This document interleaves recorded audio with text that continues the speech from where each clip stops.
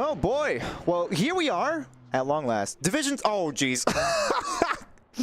That is some ultimate commentator's curse. We just went live here. Sorry for the technical issues with Division 6. And as soon as we tuned in, we saw the 623 of Mike Cook going into the wall. I'm Andrew Reif, joined by Marlon Abubo, Corey Saccone, and Selena Boonstra for tonight. And we are indeed live right after the silver qualifying session has ended here. How are we doing, folks?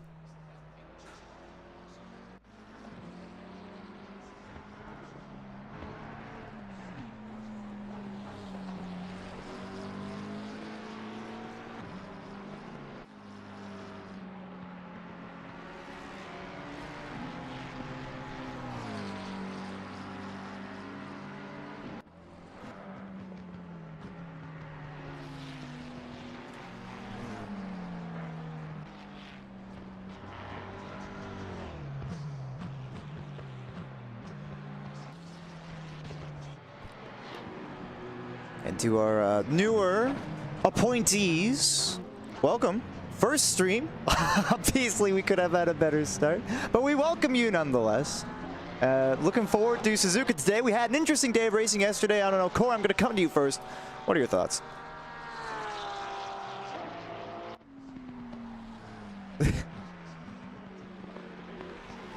Marlon, we'll come to you first. What are your thoughts?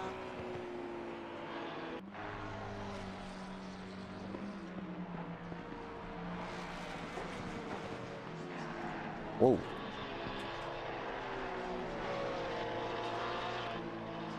Marlon, I definitely can hear you, but you are also quite quiet, so I don't know what. There we go. All right, I was about to say, I know you were a bit louder just a little bit ago. So, welcome proper.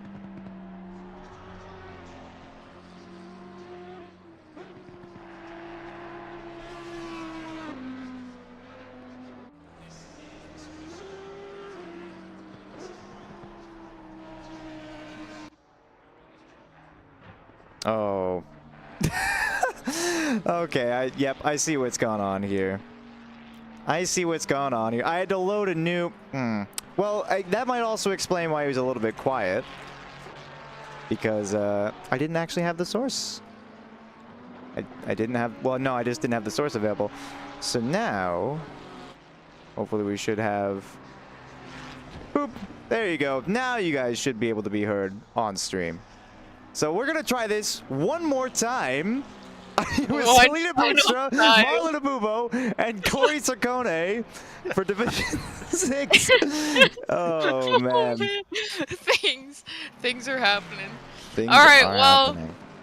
Oh, man. All right, well, glory days of the land of the rising sun, Suzuka. What a track it is. Me not being a fan of it, really, because Dreadful Crime. Sector 1.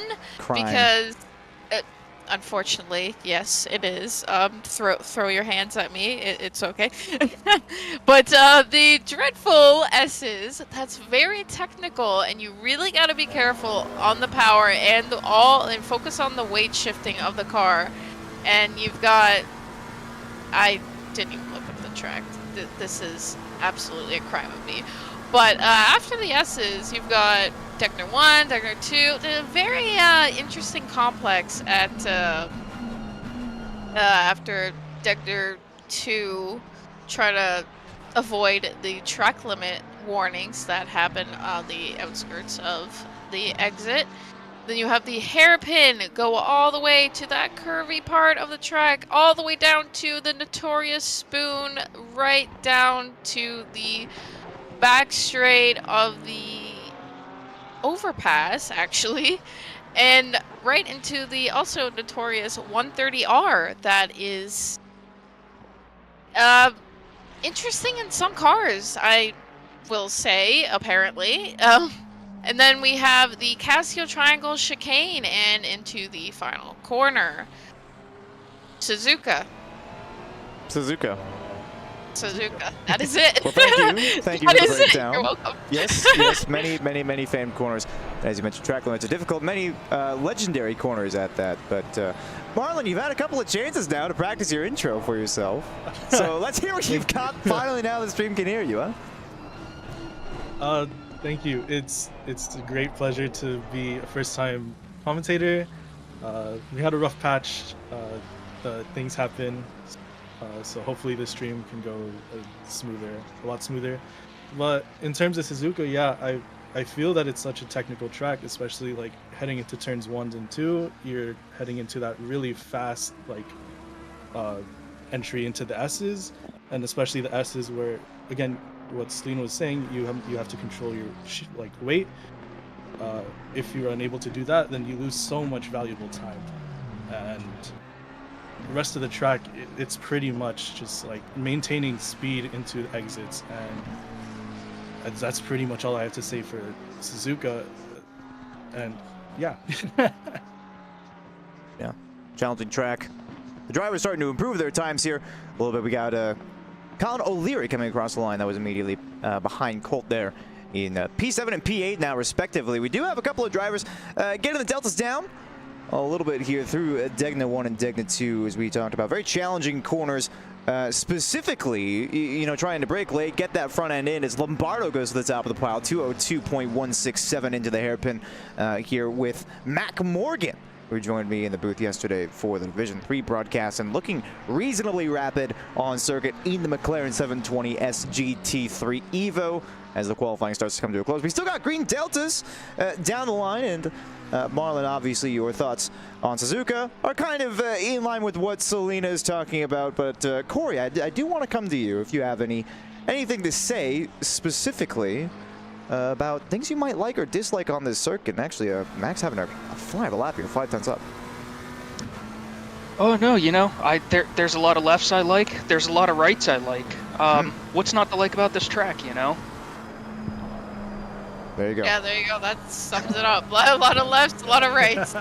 Wait. That makes a lot of sense. There's this fun part right in the straights. middle where it crosses over and, you know, figure 8. I mean, come on, you gotta love that, right?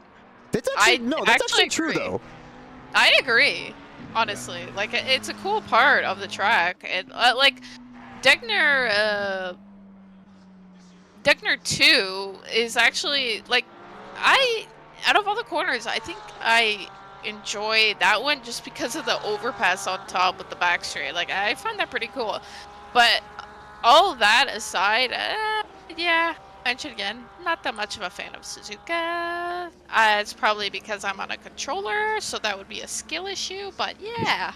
Well, to be honest, I was just doing some practice laps. Oh, as Matt Moon just Huh? loses a little bit, sends it back happened? into the pits, I believe. Yep, and there he goes. RTG's back. But he is actually in P5. Solid position, despite all things at the looking to lose the rear at the S's. Well, that's time to save. I saw Shane Lewis, so did have an invalid lap the last time he crossed the line, was up by 2 seconds and change on his lap, though, which, if he could put together a valid lap with that kind of improvement, could put him near the top in that fight for pole position. Looks like Lombardo and Morgan have both returned to the pits already, so there'll be no improvements for them.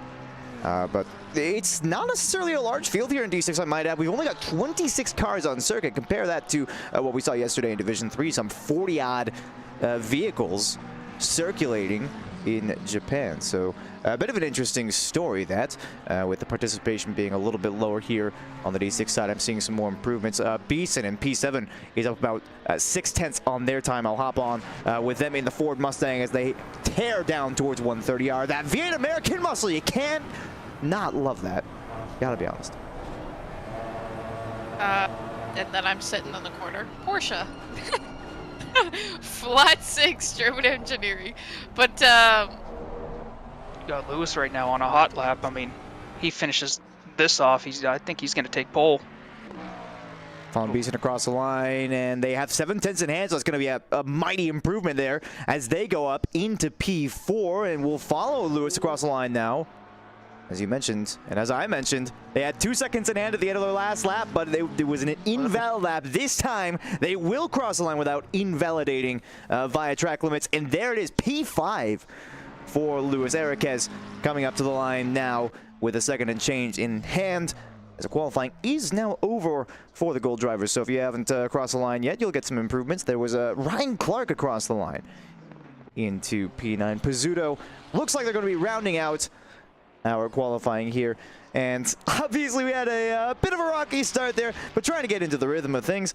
And what better way come to end to the qualifying session? And actually, we talked about the competition we were looking at in D3, but to be fair, it's actually pretty close here in D6. Yeah, even speaking about D3, like, the competition was, and I know you commented on Andrew yesterday, but like, it just seeing like the timetables from Division 3, I guess from what I can remember, like, I guess P7 all the way down to P20, it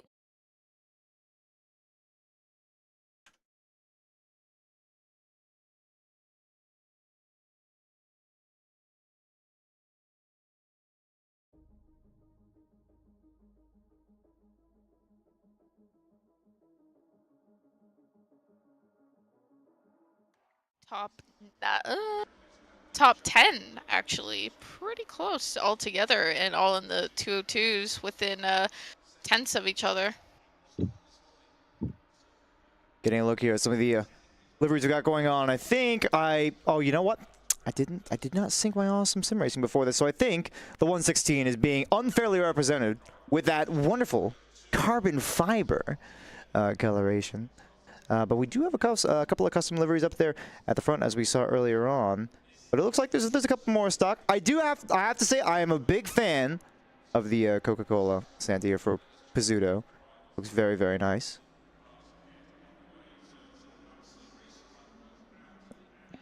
I'm not really familiar with. Oh, we got the Magoo's representation. I got a couple of friends who really enjoy that. It's a couple of Astons in that livery, and the Aston, the car which historically very, very strong at many circuits, must be said. And Suzuka, I feel like, is no real difference for the Aston Martin. As whoa, we're gonna clip into the ground there for just a second as we get back on track here and preparing for the beginning of the formation lap. But yeah, good-looking grid, must be said, as always. Yeah, and another season filled with livery themes, which is the holidays, which is Christmas is coming up. So, I mean, you see a lot of holiday liveries on the grid, or pretty much even in other divisions as well, considering it's the theme of the livery theme.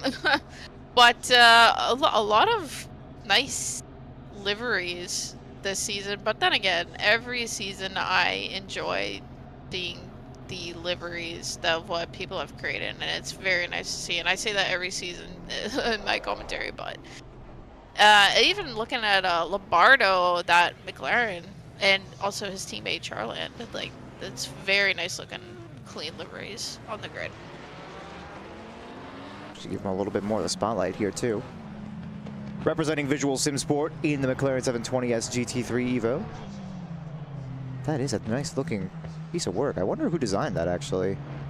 Yeah, like I've seen them like last season too. Like they're really nice looking actually. Pasta and pizza. I wish my resolution was better for this suddenly.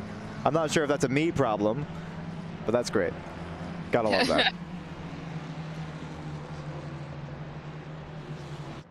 Talking about the grid order that we have, though, as I mentioned, Anthony Lombardo on pole with Mac Morgan coming up behind Brad Charlin in third, rounding out the podium for the start. But you're going to have Cameron Beeson right behind you on that second row.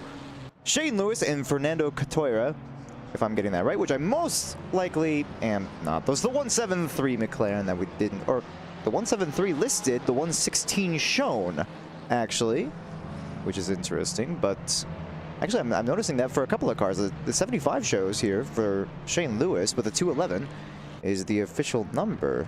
So some strangities going on with the numerals, but you know, we've never been terribly good at counting here in the commentary booth anyway, so I'm sure it's nothing to be worried about.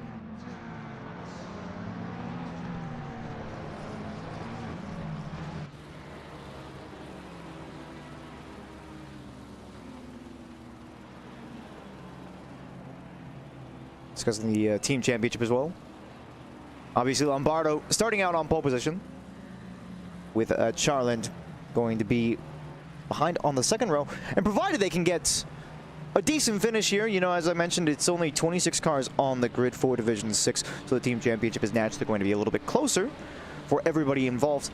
But they're going to have, I think, pretty good odds if they can pull together a reasonable performance here at the start of the season. And we have no commentator audio again? Is that what I'm hearing? Oh, really?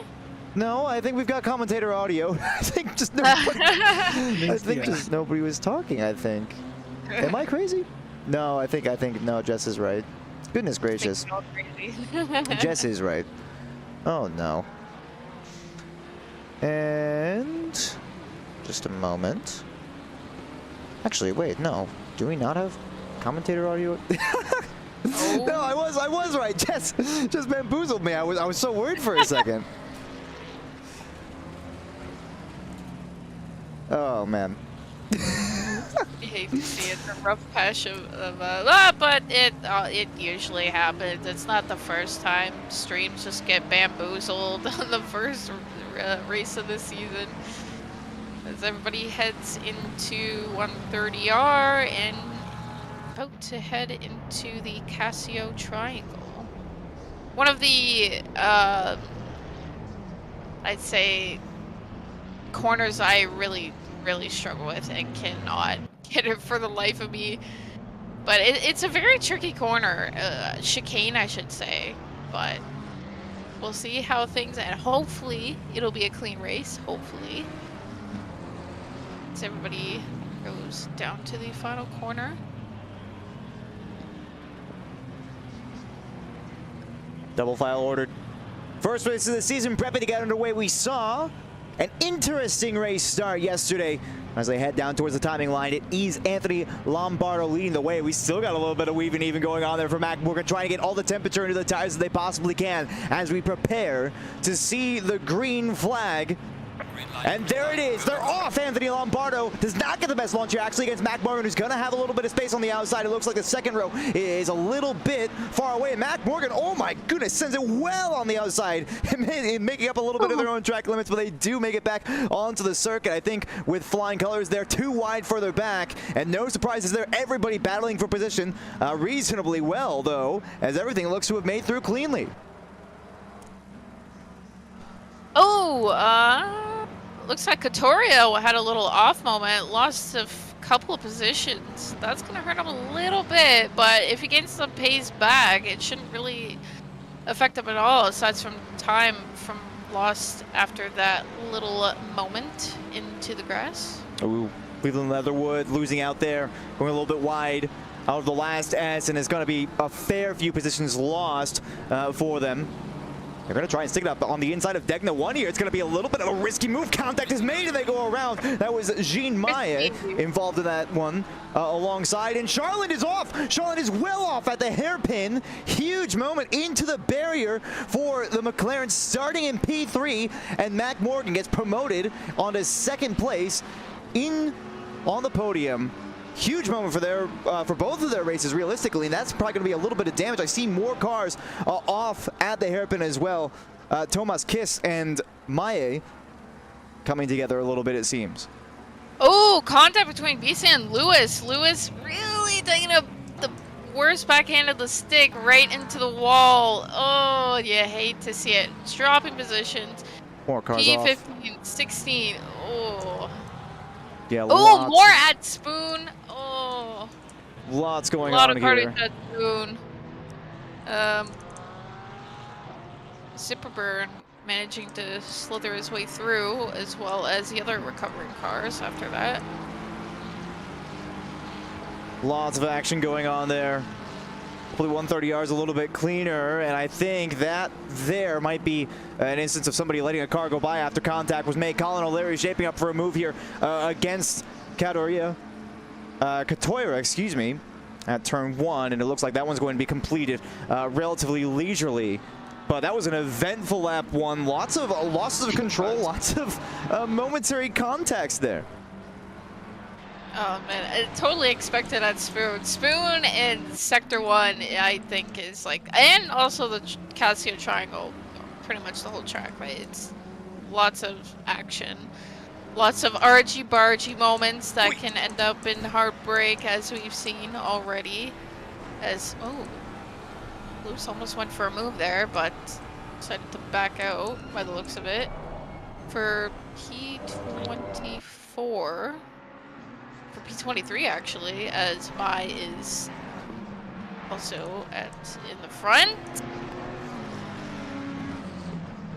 Seems like most of the gaps have already actually developed. A reason. Oh my goodness, who was that?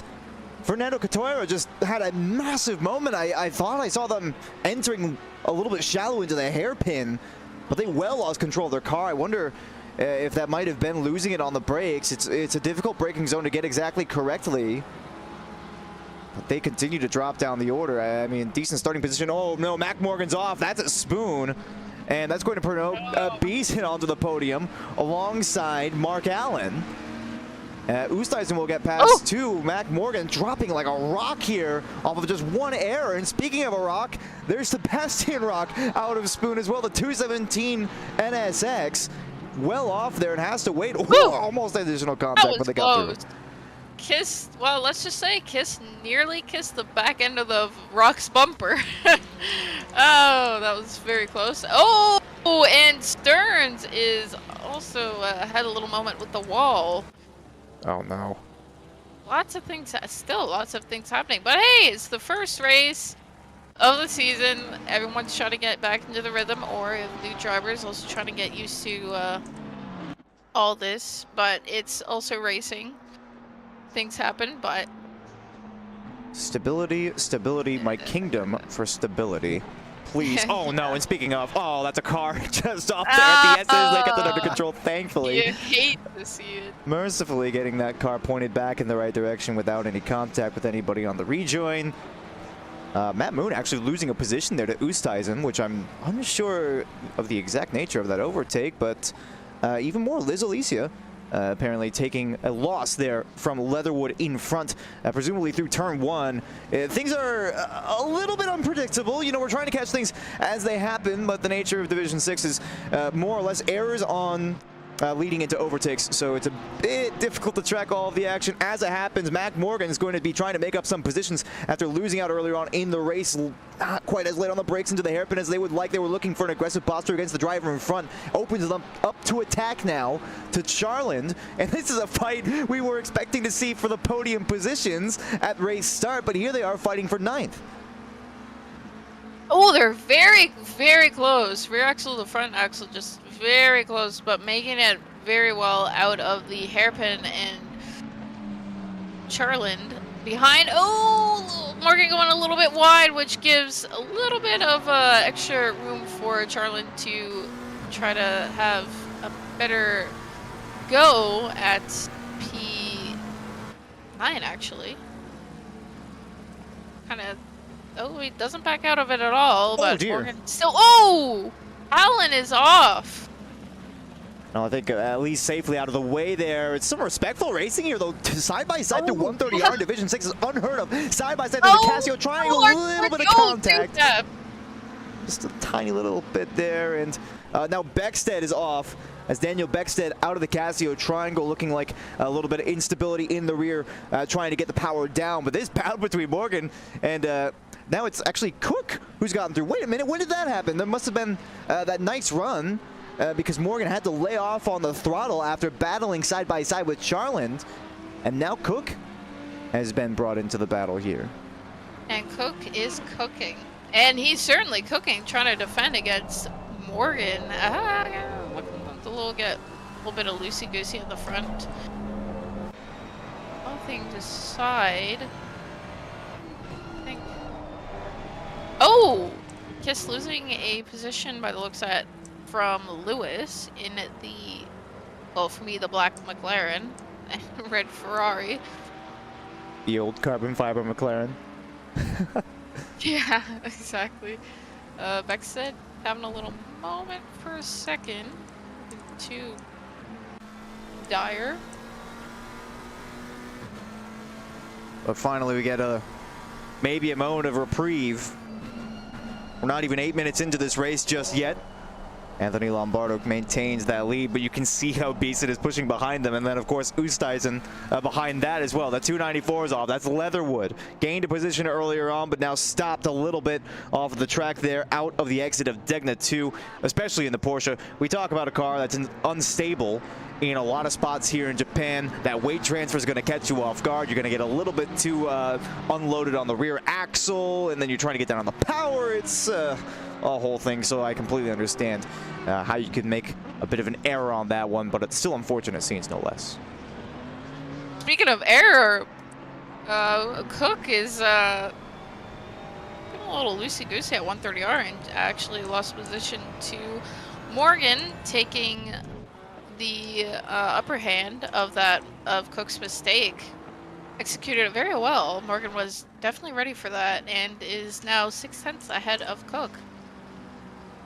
It's been a change to the lead. Anthony Lombardo actually losing, I think this looks like it's almost going to be 2 positions. They hold it off, though.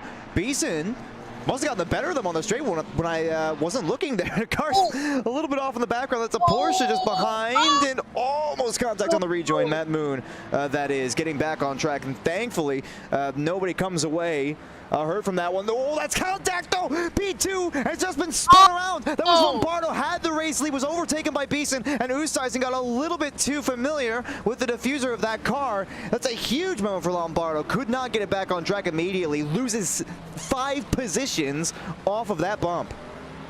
Oh, you hate to see that, man. When things are getting so spicy between the leader and P2, oh man, but that leaves Oosthuizen P2 now, as well as I wonder if there's a little bit of train rearing up here. Quite possibly, momentarily, as Clark is also trying to get into the mix, as well as Colt or Leary and Matt Moon, who had a little bit of a mistake moments ago, but I think he's recovering pretty well after that. Charlin and Lombardo, 2 teammates after each other.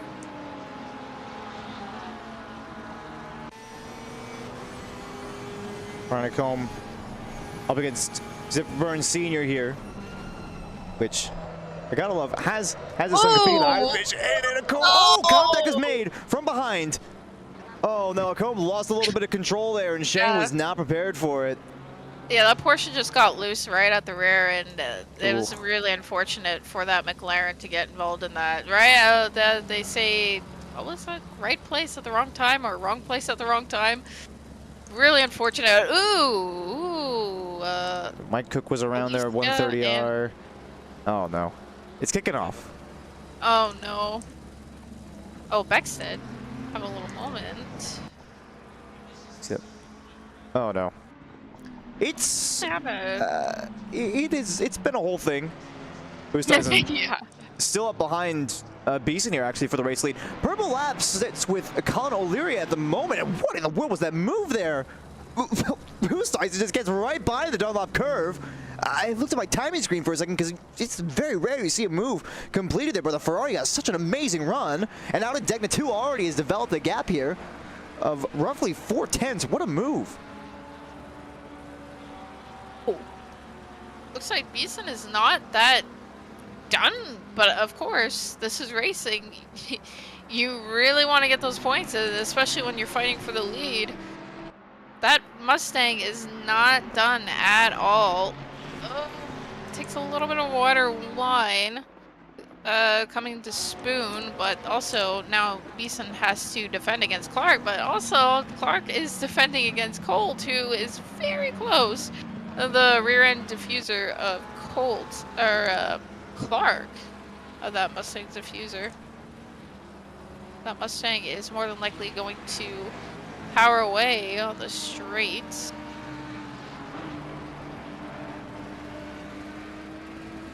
Two Mustangs in succession. One Mustang with the slipstream here Pretty close. is going to be a devastating threat. I would say a reasonable gap here for Oosthuizen in front. Oh, Colt going a little wide there. Thought he was gonna go a little wider into the grass.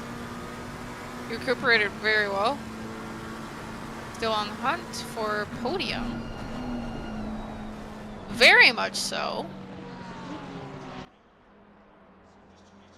There's nothing in it though. I mean, you saw on the straight, even with the slipstream, that McLaren just cannot close up to the back of the Ford Mustang in front. You got to try to do it in the corners. It's easier said than done. A track which is already difficult enough to drive when you're alone. Yeah, it's really tough, especially when it's against the Mustangs. It's like they've got that power right on the straights, and you can't really do. You're just a sitting duck on the back straight, just watching that Mustang just fly by or fly away. But all you can do is just try to get as much time in you can through the corners and try to gain more extra tenths on the car up ahead before the straight happens. Oh, Beeson taking a little bit of a line by the looks of it, or the angle. Actually, Matt Moon on the hunt to O'Leary. Which is a bit strange to say. O'Leary was faster on the last lap by 2/10. I've just seen, actually, this is a Mark DC losing a position that would look like it's a better run from the Ferrari out of Degna 2. Might have been a traction loss there for the Porsche. We talked about the stability issues for that car, especially for lesser experienced drivers, which, suffice it to say, is going to comprise the majority of our Division 6 here, the Sim Racing Alliance. And even speaking of the Porsche too, I know, like, I don't know if it's a controller thing, but the tires is also a thing too. Yes. And because of how twisty and technical the track is, it really takes a toll on the rear tires, especially when the engine is placed right there. So yeah, that's also a factor too, and it's a tough game for sure. Clark eyeing up a potential move here. Actually opts to lift a little bit before the braking zone and still might lose control of the car there. I wonder if it might have been a little bit of fuel saving. Of course, you cannot refuel your cars during these races, so it's not impossible that opted for an alternative strategy, but more likely than not, probably just trying to make sure they're not going to make contact with the car in front, which, if you ask me, is a good policy. Clean racing above all, and seeing what Oosthuizen did earlier, he's going to have to develop a gap. It seemed like more or less an open and shut case of car at fault with the bump against Anthony Lombardo earlier on in the race, and Shinmai is off again. The 183, not exactly an amazing starting race for them. Oh, a little bit of an argy-barging with Lewis, but he gets ahead of Zipperburn Senior. Both on track too. Here's said than done. It did work. He made it through. Little contact was made, but he made it through. But actually, now Zipperburn has to deal with ACOM, who is really just ready to pounce in that Porsche, and actually he does. That was an amazing move, but no, and he takes it a little bit too wide and right into the grass and causes the whole car to spin, loses control. Oh, just when he made that solid move. You hate to see it. Actually, It looks like O'Leary's off too. Yeah. Yes, yeah, O'Leary's also up too. Oh no. We just saw O'Leary actually got past. I believe it was Matt Moon, or excuse me, it was Colt a little bit ago. O'Leary just earlier this lap was one of two cars that overtook at the hairpin. Shane Lewis losing a lot of time now. Like, Shane Lewis seems to have gone off track. I don't know. I think partially the reason why there's so many off-track incidents is just the first lap carnage that went down. I think a lot of tires have already degraded so much at this point. Oh yeah, for sure. And not even just the tires, your emotional state too. If you're involved, if you are either the victim or the the attacker, it really gets into your head because it's like, I hit this guy, oh, I feel so bad, and then it just, your whole race becomes like one thing after another, and it's a very common thing, especially like probably, I mean, not even just D6 starting out, like even like in the faster divisions too. Like sometimes I have like one of those interesting races, and it's just like, oh man, I feel so bad. I tapped this guy, and he just spun out, or like, oh man, this guy hit me. You know, it can get quite interesting. Ooh, another car! Oh. Bad moment for the Ferrari. Pizzuto. That same corner too. That I believe Acomb, who it was, had the same moment there, going a little bit too wide and just having the car dipping the tires too much into the grass, and away it goes to a spin. Yeah, we can see significant damage on some of these cars. That also might partially be the reason why, not just the tire degradation, but as we've like seen before, as Suzuka is very much a technical track that it can have so much effect. If you have just like a small amount of damage, you won't be able to carry as much speed into a corner, and that could really affect your race. As we see Shane Lewis overtaking Alicia. And Beeson and Oosthuizen. Hold the phone. The bait's straight Battle here. for the lead! Battle for the lead! And Well, looks not like quite for the lead, but Yeah, for second place. oh, Into turn 1 and 2. you hate to see it, my Yeah. apologies. It does look like Oosthuizen. I'm sorry if I butchered that. It looks like he's built a significant gap between P2 and looks like P2 and P3, which is Clark and Beeson. They're fighting, which is not really going to help them in the long run if they want to catch up to Oosthuizen. This is looking quite to be the promising battle between Colts. He's trying to stick that McLaren's nose right to a little bit of a window, but he's not quite in the position to make that happen as of yet. If he can bring the car have a little Mark Allen closer. coming off track. They're losing traction. just another wild night. Tomas Kiss losing position here to Leatherwood. That's on the main straight. Nice little move there. Pretty open and shut through the hairpin. Looks like there might have been a little bit of action there towards the front. But you are indeed right, yeah. Oosthuizen very, very far out in front now with a 5-second gap to P2. Probably more or less just speaking to those tires a little bit better, but track limits violations are still a very real thing, and I am noticing they were invalidated on their last lap. That was a bit of a wide moment from the 995 Mustang in front here, and Colt might try to take advantage of this, but you got some heavy traction zone here out of Spoon, and that is a difficult slide as Moon's going to get by, and Charlie might even threaten this too. I've noticed that with the McLarens. I just noticed they just get loose on the front end. Interesting situation to be in, especially like when you have cars around you or even like in front of you. But Matt Moon defending as well as attacking Beeson for podium. Oh, and again, a little bit of an oversteer moment for that 960 McLaren by Colt. Doesn't seem like anything's going to come of it, though. We did mention, so we've had invalidated, quite a few invalid laps.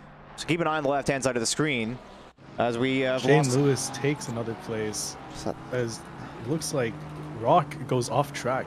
Yeah. That NSX, very difficult to get a hold of. We talk about the Porsche being an unstable car. The NSX is everything bad about the Porsche.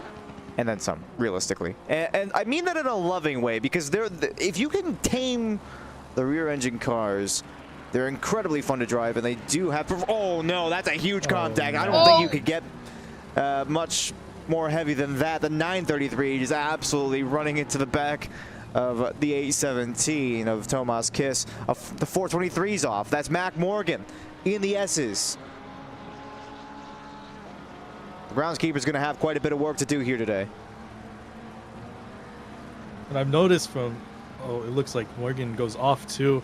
I noticed from last season's D6 to this season, it's a lot more aggressive. I think we have a lot more faster drivers in this D6, but it also seems to be that there's a lot more aggression coming into these races. It could be just like race 1, but in terms of race pace, we see a lot of like closer battles and a lot more aggression than what I've seen last season.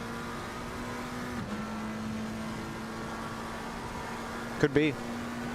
An all or nothing sort of mindset.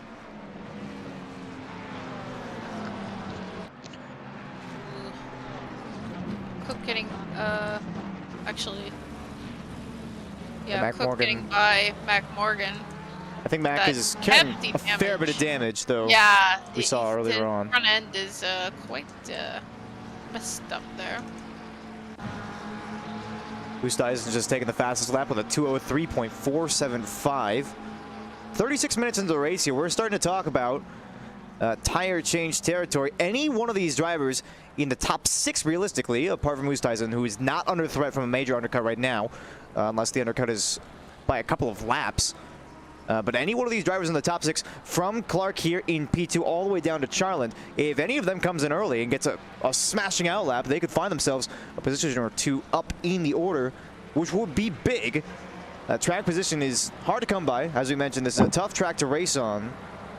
You know, ignoring the fact that racing the track is quite difficult in its own right. The 727 will be the first one to dip into the pit lane for that tire change, and Colt's getting a little bit close there to Moon, but I like the aggressive stance. We need to see a little bit more of that. Actually, Mac Morgan also into the pit lane. More likely than not, trying to repair some damage. Mike Eriquez off in the background. Oh dear. As I mentioned, the groundskeepers, they got a lot of work to do. A little bit of a train going on from P2 all the way to P6. Oh, and actually, for P2, Beeson still trying to get behind. Ooh, it's a little bit slower and wider. Loses a bit of time to Clark. Matt Moon trying to get behind that Mustang, but straight. Mustangs and straights. I don't think there's anything else to say about it. Other would looking Yeah, at the inside of exactly. Dagna 1. That would be an aggressive move. I did see Zimmerburn Sr. did lose a position there to Shane Lewis in front. That was a fairly open and shut kind of moment. This is the interesting one, though. They all passed the pit lane. Nobody in this lap from our top 6 runners. We're at that crossover point, though, where the undercut, I think, you know, we talked a little bit about tire wear earlier. Specifically, Marlon, you brought that one up.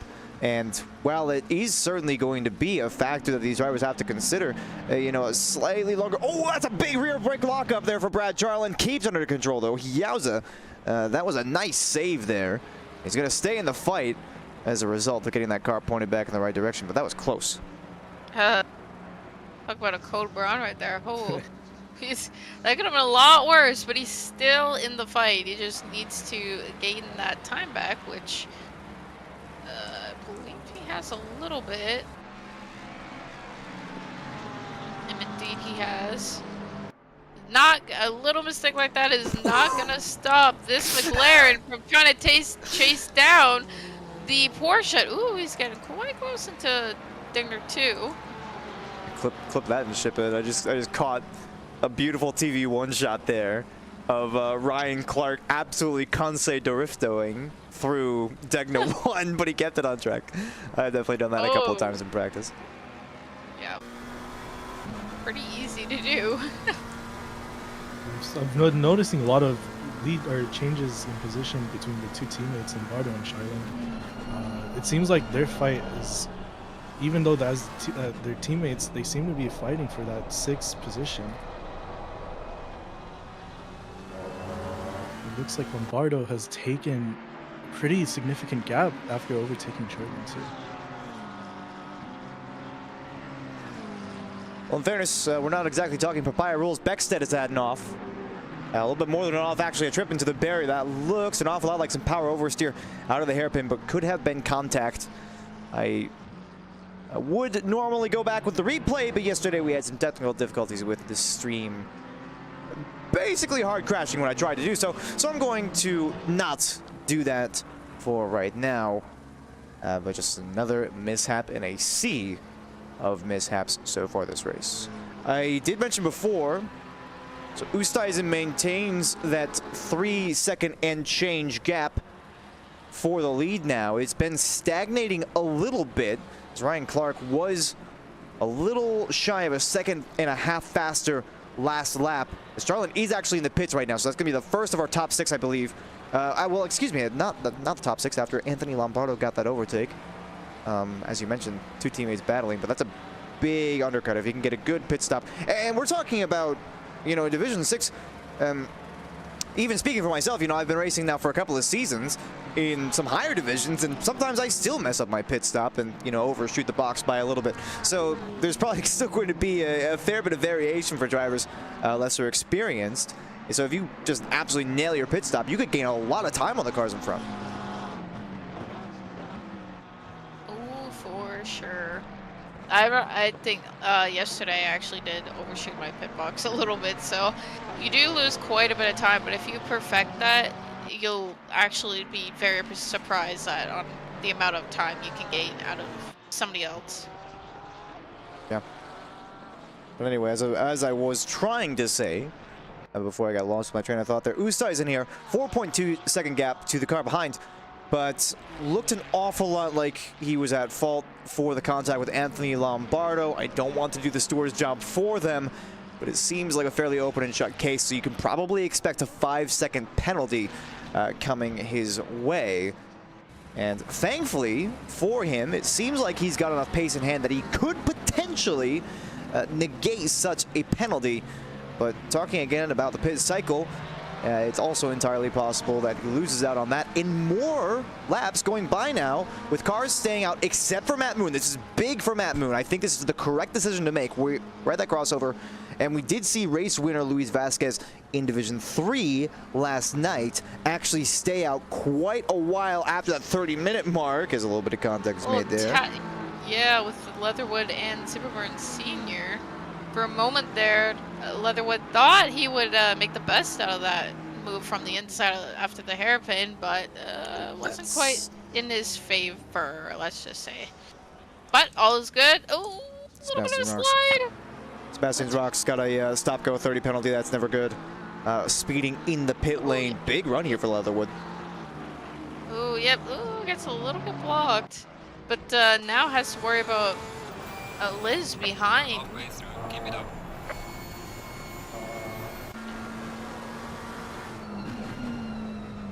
Liz, who's been... Oh, dear. That's not the line. Oh, that's definitely not the line. That's... I don't know where the beach is in Japan, but it's certainly not there. More cars into the pits. Vittoria's in the pits. Matt Moon coming out now.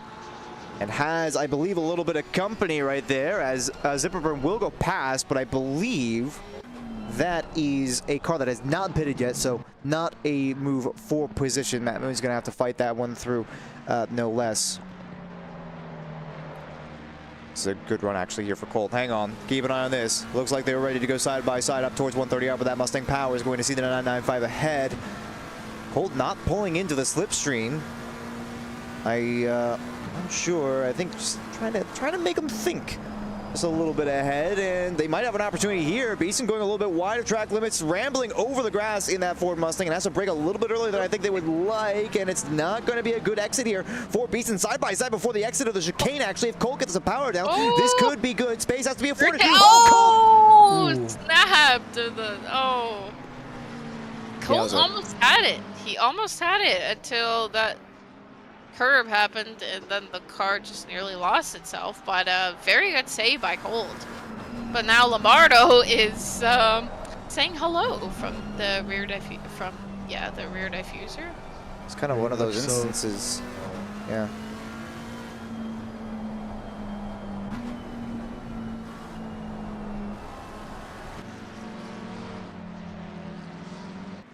Can't help but feel that Colt in such a situation, you know, getting that snap of oversteer, if you just say, you know what, screw this, Jazz, I'm just going to go into the pit lane. He chose to stay out that time. It looked like his car wanted to come in. And again, I must question. Whoa, Cole spun out. Cole has spun out and lost position. Oh, after it's near near dance with the walls, certainly doing a little tango with that wall now. Oh. Very unfortunate. You... Once you set 2 tires into that grass, you will just get sent flying. Yeah, it's very unforgivable. The 965 was around. That's Stearns, who's currently running at P25 out of 26 cars on the grid. So not much doing with that. Charland is thinking about getting up alongside for 130R. No maximization from the car in front. This might actually still be a battle here. Charland against Ferrari, switches over to the inside, late on the brakes is Brad Charland. I love this idea, and maybe a little bit of contact. I think space. Slight contact. Very bold. And the car in front goes into the pit lane. Okay. That was an interesting moment there. Zip is also into the pits, and the front runners continue to stay out. Matt Moon on the fresher rubber. I mean, we're talking about a Porsche that is very strong on fresh tires in comparison to worn rubber. Matt Moon has got a mega undercut here and was running actually fairly high up the order. Matt Moon might be winning the strategy game in a major way here. As still, Clark, Beeson, Oosthuizen, Lombardo, and Cole are all still out. 26 minutes to go.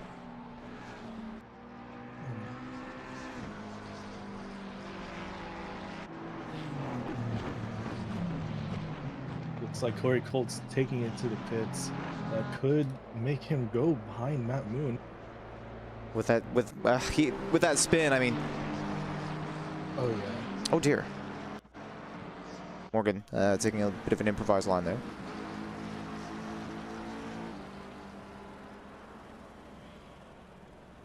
We'll just have to wait and see. There's no real close gaps right now. So you have Oosthuizen, who's 7 seconds ahead of Clark right about now. And it looks like Oosthuizen actually did just go a little bit wide there at the hairpin. And then Lombardo is 3 seconds behind Beeson, who is 4 seconds behind P2 at present, roughly. And we have more pitters, Eriquez and Shane Lewis in for their stops. If I'm not mistaken, sorry, jumping back to Matt Moon, if I'm not mistaken, looking at the time in pits, this might jump him up to P2 after everyone takes their pit cycle. Very much so. I think Matt Moon has really taken his pit strategy and has just run away with it. Now we're just waiting for Oosthuizen to pit, and we're going to see how Matt Moon and Oosthuizen are going to match up. Well, Matt Moon, so last lap, 204.3 versus Oosthuizen's 205.0. Purple lap has just been taken by Charland on, I believe, fresh rubber. Yes, indeed. And Oosthuizen is coming in for their pit right now. The gap to the leader is 70 seconds right now for Matt Moon. So a slightly suboptimal stop here is going to put Oosthuizen in a very compromised position. And we'll have to keep an eye on it. Clark and Beeson still out. We talk about cars that are rough on tires. The Mustang certainly ranks amongst them. So I must question again the strategy choices here for these drivers. You know, it does take a lot of focus to stay in a race, though. So perhaps it's just been a lapse of concentration. But this is a big moment for the potential race lead. We've seen Matt Moon racing in a couple of seasons so far, the Sim Racing Alliance, and as I mentioned before, Oosthuizen with a likely 5-second penalty headed his way is going to need this pit stop to go practically perfectly and then hope that he has the pace to outperform Matt Moon. Their best lap of the race for Oosthuizen is a 203.475 so far. For Matt Moon, 204.0. Ooh, nice overtake by DC on Cook. After the exit of Digger 2, and DC looks to officially make that overtake. Very well done. It looks like Oosthuizen is going to be taking lead again, taking position over Matt Moon, but Matt Moon is going to be just right behind him. 6.3 seconds the gap.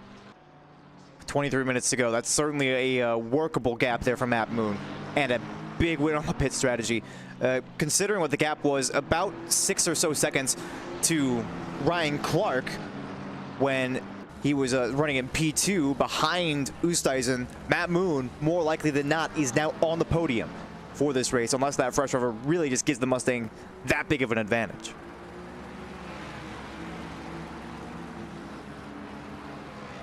We're also going to see Matt Moon's driving style. We're going to see if he's able to manage these tires enough to make it all the way to the podium consistently, or with consistent laps.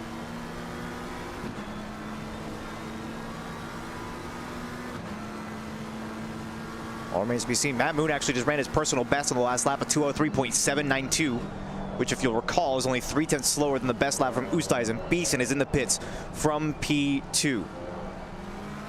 So that's going to be one to keep an eye on. Matt Moon, I think, is going to have that one reasonably in hand. Had a 67-second gap to the leader right now, and Beeson was, I think, 3 seconds behind that before. The pit delta should put Moon ahead. We'll just wait and see what happens.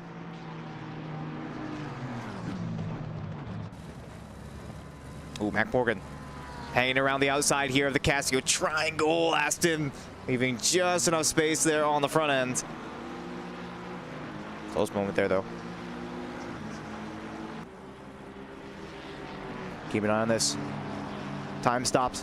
10 seconds, so being released in 10 more seconds, I should say.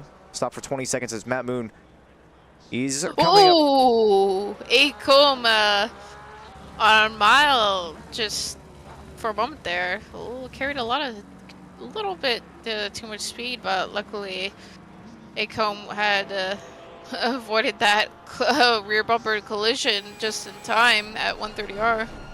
It also looks like Morgan has taken his position back from Baham, and now he's attacking Kiss. Zip up right behind Leatherwood. And as you mentioned, yeah, I believe Bam, excuse me, had a bit of a moment. This is out of the Dunlop curve. Mac Morgan, the Ferrari actually goes a little bit onto the grass. Oh, no. Oh. Saved it, though. Could have been a lot worse. Save it. Yeah, but Baham is now going to be on the attack. Can we see if Kiss is able to hold off Baham into the hairpin? Looks like he will be able to. But... So just as a bit of a recap, Moon does have a 7.5-second gap to Beeson behind, and only trailing Oosthuizen, provisional race leader, by 5.6 seconds right now. So this is still very winnable for Matt Moon, depending on the circumstances.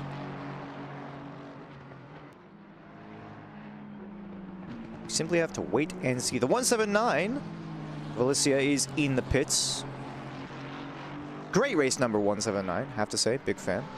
Definitely not because I used it before. It's absolutely because I used it before.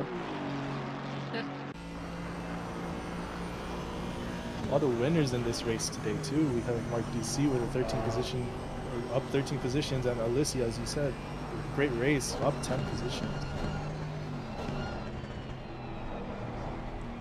Still losing a little bit in the pits right now. Obviously being stopped in. I think one of our last stoppers actually of the race, Anthony Lombardo and Ryan Clark, are going very long. We are 10 minutes and change past the halfway point, and they still have yet to make their mandatory pit stop. Unless he's going to lose out those 2 positions there to Kiss and Baham on the main straight. So they soar past. Oosthuizen just taking the fastest lap of the race, 2:02.955, and a little bit more than a second faster than Matt Moon behind. So still poised to take this race win if all goes well. Matt Moon has been very fast. He cut that gap from 5 seconds to, what is it, 2 or 1 second? I don't believe so. Yeah, he's back to 6, 7. Oh, I see it now. Never mind, yeah. He will have a 2-second gap on Clark after Clark pits.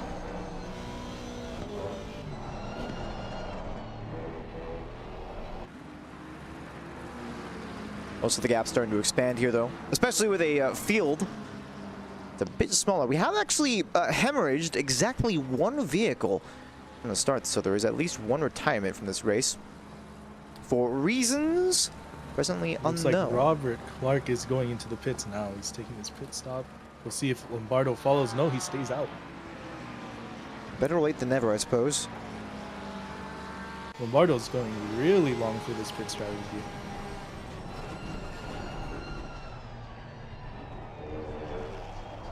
like I mentioned, it's not what I would say common practice to run for this long.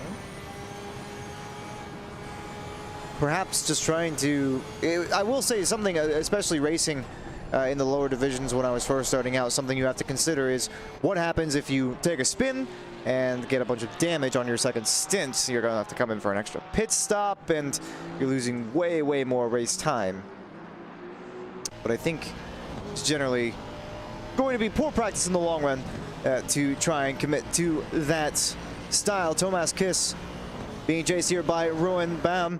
In towards turn 1, the Aston Martin does get past. That's the 933 machine, gaining a position into 18th now as cars continue to go past here on the main straight. And Clark just now exiting on the pit limiter, and it looks like they'll have a gap to Beeson behind of about 4 seconds in towards turn 1, but a gap ahead of about 5 to Matt Moon, who is now 100% in P2. I don't think there's any denying that. Anthony Lombardo yet to make his pit stop, but 60 seconds back to Matt Moon right now with a about 1:03 pit delta for a completely optimal stop. I don't necessarily believe if we're going to see that today.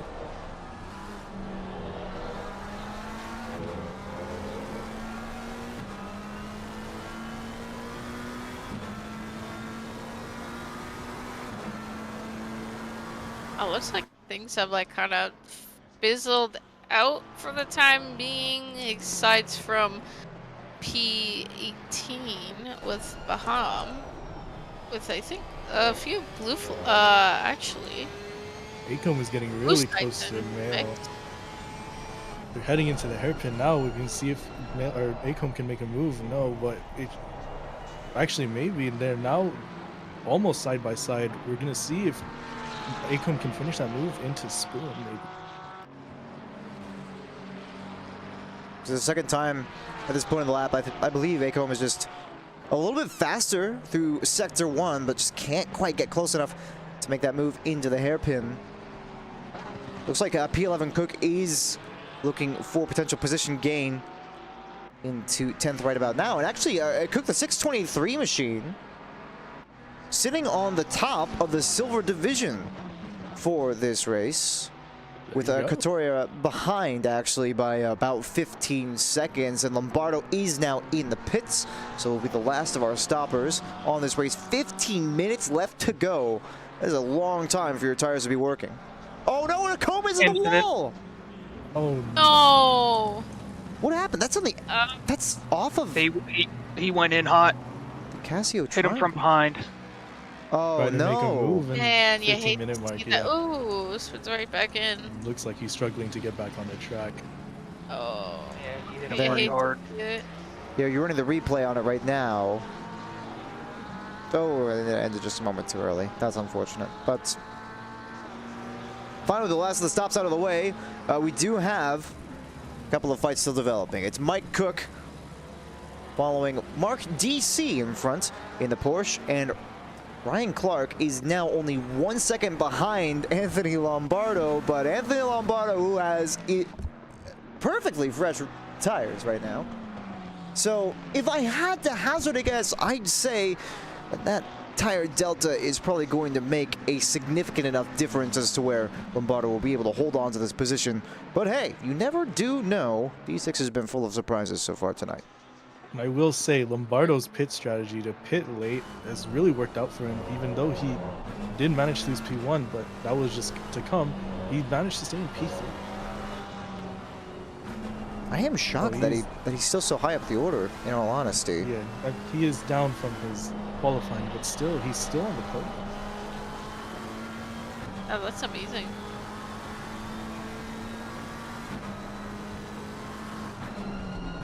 Oosthuizen is up 9 places overall. Did invalidate their last lap. Oosthuizen, word to the wise, focus on not cutting the track. You really don't want to throw away your race and a 10-second lead to track limits because you decided to race the Delta instead of the other drivers. You've got 13 minutes to go, brother. So he looks like he's pretty solidly out in front, and even with a 5-second penalty, there's not going to be much doing to that one. My race control shows Stearns losing 4 positions, although the gap ahead, 4 positions is about 25 seconds. So I'm going to assume that was a race control issue.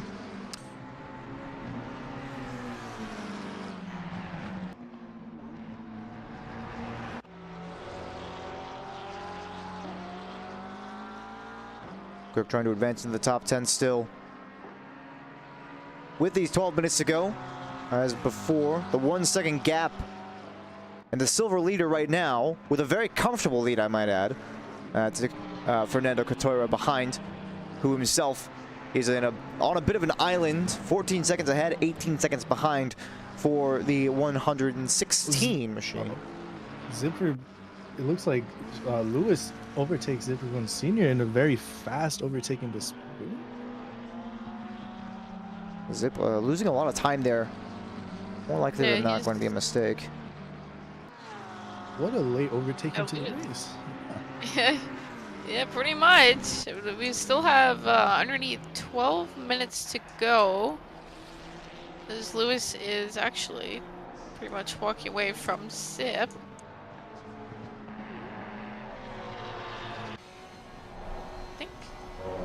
Clark is still kind of calmed down a little bit. Clark is still less than 1 second away from Lombardo right now, which I'm finding a little bit surprising, but we still have yet to see a full race speed lap from Lombardo on the new tires. Last lap was a 2-minute 11.5, so still a little bit of that pit speed limit becoming a factor. But that Mustang, I mentioned this yesterday in the Division 3 stream, but the time that the Mustang gains against a car like the McLaren, actually, this was specifically the comparison we were talking about, but talking about the manufacturer differences, the McLaren, just spectacular car in the corners. You could not ask for a better vehicle in terms of balance in the corners. However, the Mustang gains in the straights, and let's be honest, for inexperienced drivers, it's a lot harder to extract the performance out of a car that's good for cornering than it is to extract the performance out of a car that's good by just pressing the pedal down and pointing the wheel straight. Jean Mai just lost a spot to Stearns, which was not on my radar, so I'm going to assume that was a little bit of an error there on the part of the 183 Ferrari, but lower down in the order. And like I said, yeah, the Mustang, very, very easy to get all of that benefit in the straight.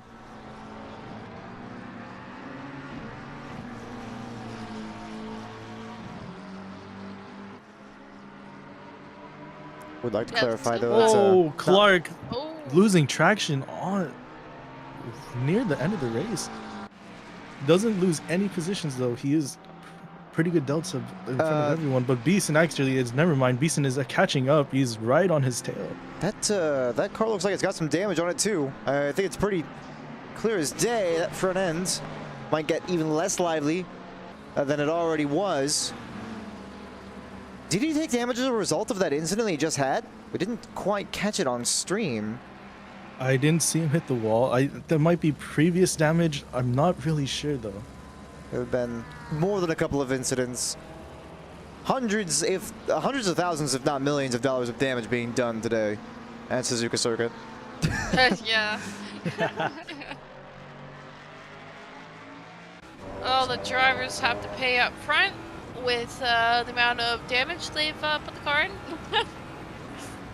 Does look like Beeson's top end might be a little bit more favorable than Clark's. Look at that speed difference, almost thinking about it into 130R. And Clark is going to run it wide to try and leave a little bit of space. The 103 is looking to be in a bad spot here, and Beeson is going to try to hang it around the outside of the Casio triangle. But at this point, I wonder, there's 9 minutes left to go in this race, and you clearly have the top end advantage. If that front damage is new, so to speak, for Clark, and it's affecting his top end, then it's going to be a pretty open and shut case as long as you have the slipstream on the back or the front straight. So I think patience is going to be the name of the game here for Beeson, and P4 is going to be wrapped up. So a lot of this is going to depend on how Clark is going to take these S's. It looks like Beeson, though, however, is just really catching up with him. Cook is still keeping that gap to Mark DC. within half a second. Eriquez is only 2/10 up behind Zip right now. In towards Spoon, the battle of the McLarens here. Zip, who has not necessarily had a career day, as I'm looking at my race control. Every time I switch off of one battle to the other one, I see the gap go down through tightknit 2.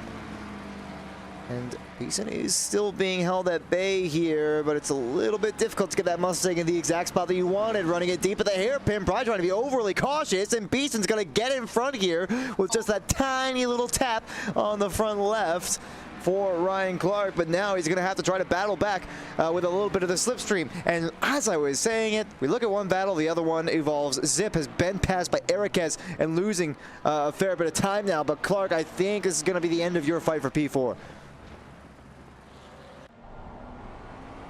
That damage has really affected him through this battle, and was clear cut that Clark was losing so much time just because of that damage. Beeson really took advantage of that and just starting to. Oh no, this battle's still ongoing. It seems. Never mind. Yeah. Beeson, yeah, Clark goes wide into left-handed. I wonder. So let me take the Yellow? interior cam again. Lombardo! Lombardo no. just had a moment. Oh, no. Oh, he was in P3, but things are. Beeson snatches the podium from Lombardo. Yeah. See if you can get that back. And what in the world? It's just lost the traction here? Did not bumble over the curbs. Oh, just ran wide onto the grass. Oh no. Oh man. Huge unforced error there for Lombardo. You hate to see it. This late in the race too. Yeah, with like 6 minutes left on the clock. Give him that podium position and then going wide, and that's all it takes. That's all it takes to go wide, and then there's that patch of grass, and off the car goes. Leatherwood with that Shane Lewis behind. 211. If you can just get a better run here out of the Casio Triangle, that slipstream might just put you past wing cam for the Porsche. Just awful. They're blocking basically the entire view of the car. Lombardo is already closing up to the back of Ryan Clark. Remember, the tire difference is huge between those two cars. So Lombardo might still have a chance of that, especially with the damage that Clark has picked up. Evidently, all that Mustang is certainly not going to help. So Lombardo might have lost a couple of positions and fallen off the podium, but there's still a chance to at least recover one of those. Turns 1 and 2 here. Lewis can't quite make anything happen against Leatherwood. They're starting to come down to the wire. And Lombardo's had another moment, just lost a load of time to Clark ahead. See if you can rewind that one again for us, Corey. And what in the world? It's just coming apart, I think, for Lombardo. Exit a Spoon. Tough traction zone. That is for sure. And yeah, just losing the back end. Oh, and more damage there from Lombardo. Devastating stuff. Heartbreaking. Gap from Clark to Beeson's about 1.34 seconds now. A little bit of time lost there in turn 1 and 2. Ustaz is completely checked out, by the way. Took the purple lap at 2:02.36, which is getting close to matching a qualifying lap at this stage of the race, with a 17.9 second lead to Matt Moon, who himself is leading P3 by 10.5 seconds. So Matt Moon has played the strategy to perfection, but there was just no catching Ustaz in this race. He's going to have to hope that the leader makes an error, and at this point I really don't feel like that's going to happen.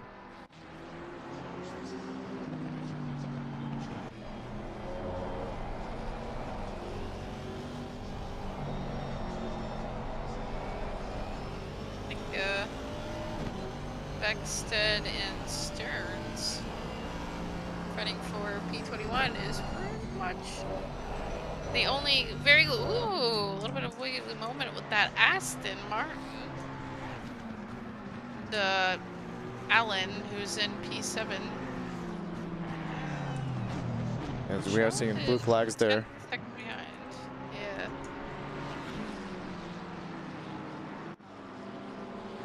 Once the gaps start to expand now, even towards the end, we saw us.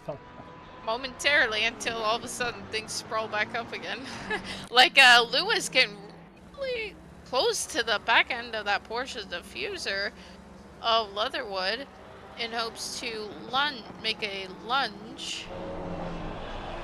But then again, that Suzuka is quite the tough track to make an overtake on.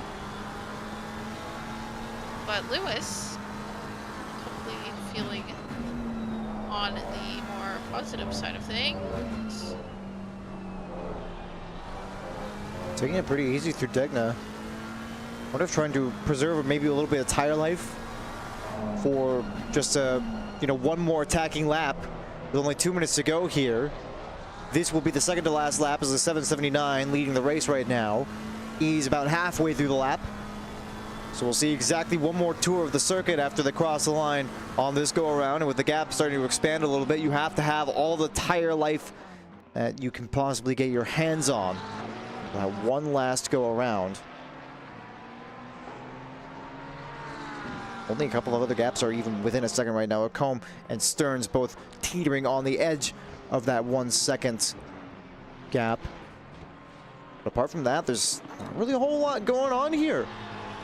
Towards the top, I see another invalid lap for Oosthuizen, but does not have a drive-through penalty. And in fact, talking about that, we've seen no drive-through so far this race. I wonder if we're going to get one late. I sure hope not. That would be devastating. Yeah, it really would. I know I've suffered that in season 9 at Valencia on the final lap with track limits in the wet too. So it can be very heartbreaking, but hopefully that doesn't happen for any of these drivers.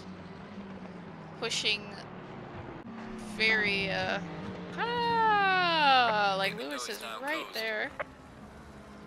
Right through the exit. Oh, makes a little wiggle moment. Beckstead lost the position to Stearns after having a bit of a moment out at the exit of Degna 2. The leader has started the final lap, so the white flag is waving here in Japan. So if you got one more move to make, now is the time. Shane Lewis still sizing up a potential attack here against Leatherwood, and I wonder if we're going to see a bit more of a ascend here through the Degna curves. It does seem like Lewis is starting to take this one just a little bit more aggressively. That gap's not quite coming down. Ocombe, though, against Maya here.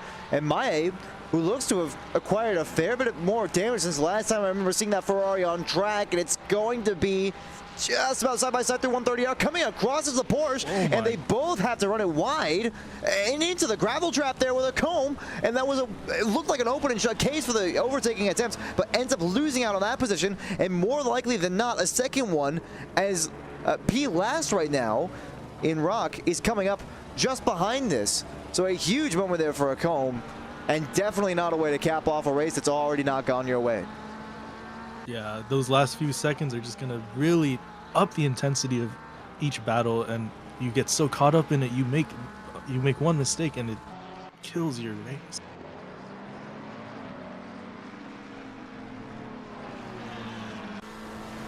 Chance here for the 211. Thinking about it up the inside. Throwing the aggressive look for the 294, but that Porsche so strong on the traction. We've noticed this issue a couple of laps now in a row for Shane Lewis. Just cannot beat the weight in the rear for that Porsche. Putting down the power. They'll have one more lap to go at it, but Oosthuizen coming through the Casio triangle. It's been a dominant race for this driver. Advanced 9 positions from grid spot number 10 to take the race win. 22 seconds the gap to Matt Moon behind, and what an opening race it has been for Luke Oosthuizen as he takes the checkered flag, and drivers in the back will start to see that one as well.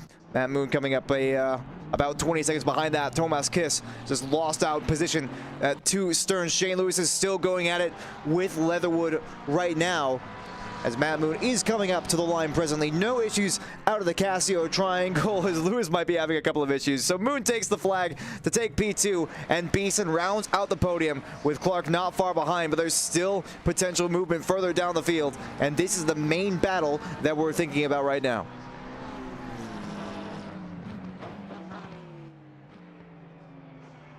Lewis is just trying, putting everything that he had into that McLaren, but that Porsche getting away, slithering away with that nice agility and the rear engine, that nice power out of the exits. Lombardo coming in 5th, Clark in 4th, as I mentioned before. Colt, as drivers start to leave the service, so our orders are going to be a little bit messed up there on the left side. But you can get an idea of how things have panned out.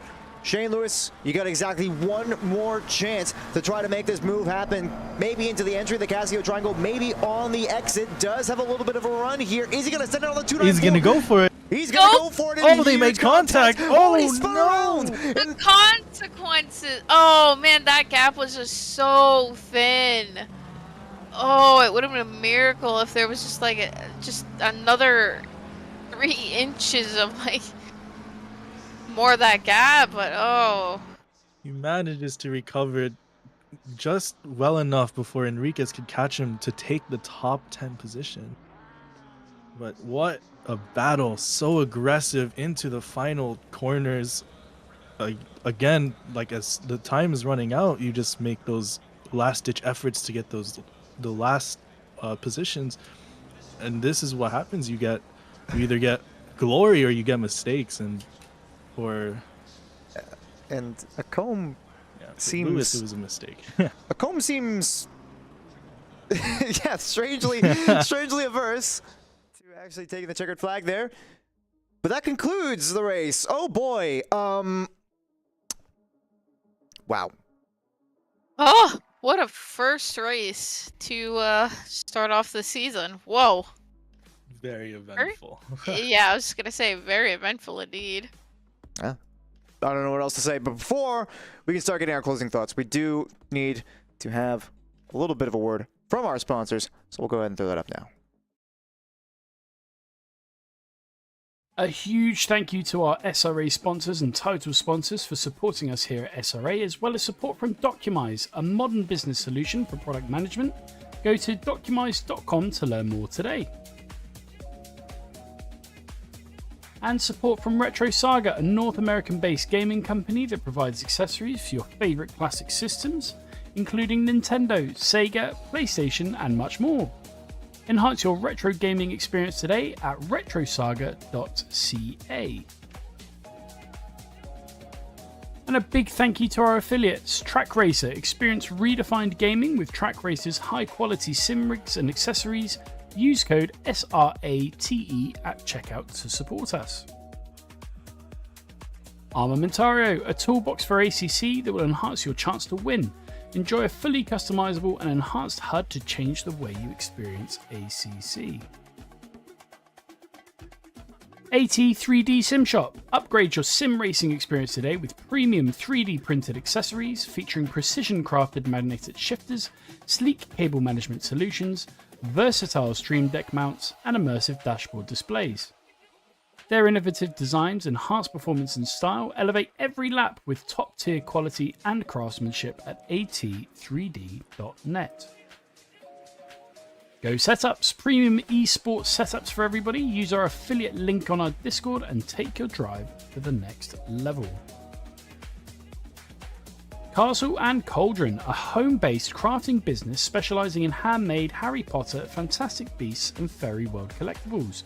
Magic wands, potions, mini dioramas, wall decor, costumery, cosplay, and much more. Castle and Cauldron is where crafting meets the magical. Visit facebook.com/Castle Cauldron.